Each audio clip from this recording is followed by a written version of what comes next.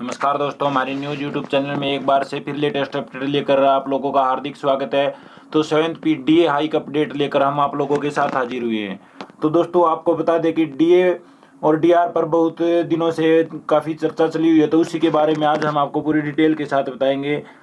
क्योंकि कर्मचारियों और पेंशनरों को डीए को लेकर सरकार और पेंशनरों के बीच जो बात चली हुई है उसी के बारे में लेटेस्ट अपडेट लेकर आप लोगों के साथ हाजिर हुए हैं।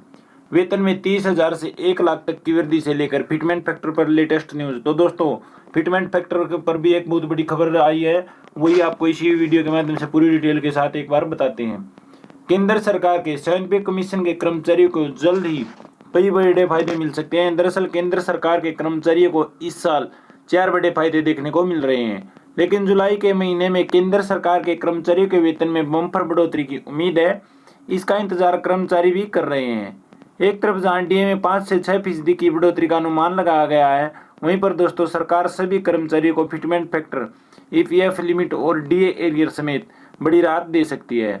वहीं इन बढ़ोतरी से केंद्रीय कर्मचारी को वेतन में 30,000 से 1 लाख तक की बढ़ोतरी का फायदा मिल सकता है। तो दोस्तों ये कर्मचारियों के लिए बहुत बड़ा फायदा है। इसी के साथ देखते हुए ऑल इंडिया कंज्यूमर प्राइस के इस साल अब तक के आंकड़ों के मुताबिक केंद्रीय कर्मचारियों के डी में 5% की भारी बढ़ोतरी की संभावना जताई जा रही है। यह राशि पहले के अनुमानित 4% वृद्धि की तुलना में 1% बढ़ी है। इसी के साथ दोस्तों दूसरी ओर मीडिया के अनुमानों के अनुसार यह प्रतिशत बढ़कर 6% हो सकता है।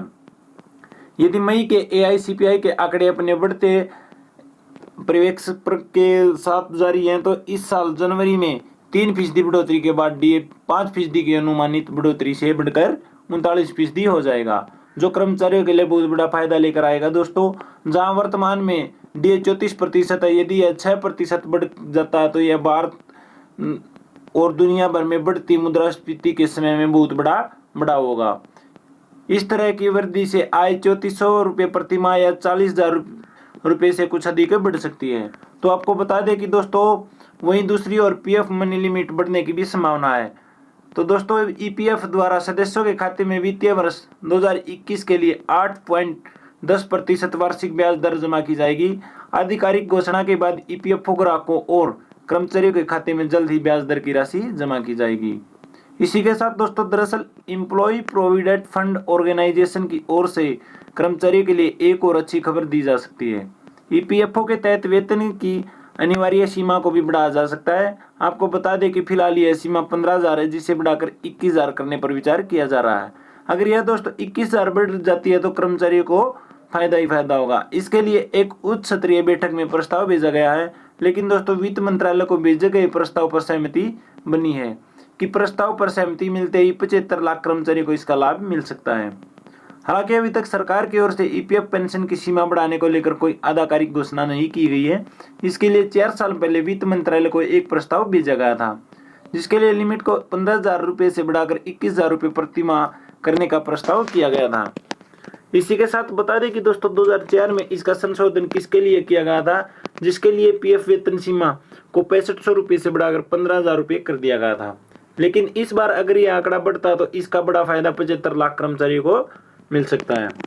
इसी के साथ दोस्तों फिटमेंट फैक्टर पर भी बड़े अपडेट सामने आ रहे हैं, वह भी आपको इसी वीडियो के माध्यम से एक बार बता देते हैं। फिटमेंट फैक्टर केंद्र सरकार कर्मचारी संघ यानी कि सेंट्रल गवर्नमेंट एम्प्लॉयज यूनियन की फिटमेंट फैक्टर को 2.57 से बढ़ाकर 3.68 गुना करने की मांग कर रहा है। अगर सरकार उनकी मांग मान लेती है तो सरकारी कर्मचारियों का मूल वेतन भी 18,000 रुपये से बढ़कर सीधा 26,000 रुपये कर दिया जाएगा।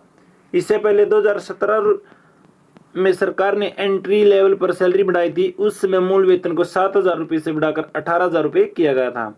अगर दोस्तों फिटमेंट फैक्टर बढ़ा दिया जाता तो जुलाई में कर्मचारियों को उनके मूल वेतन में वृद्धि के साथ साथ बढ़ा हुआ डीए मिलने की संभावना है।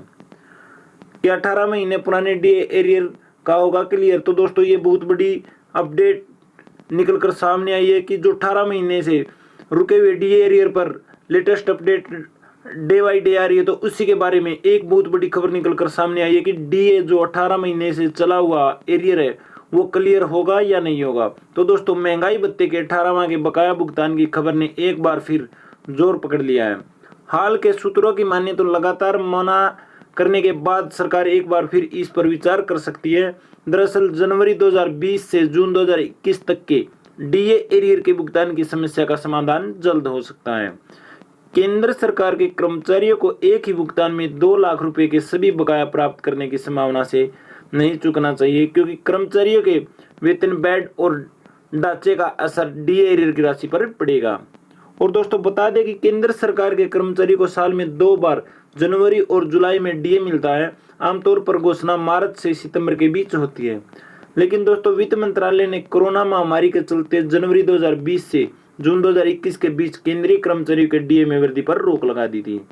इसी के साथ जुलाई 2021 में जब कर्मचारियों का डीए 17 से बढ़ाकर 28% किया गया तो इसे दोबारा लागू किया गया। अक्टूबर में 21% तक पहुंच गया और फिर जनवरी में इसे बढ़ाकर 34% कर दिया गया था। तो दोस्तों अब 34% के हिसाब से कर्मचारियों को डीए मिल रहा है। आज की वीडियो में इतना ही। जय हिंद, जय भारत।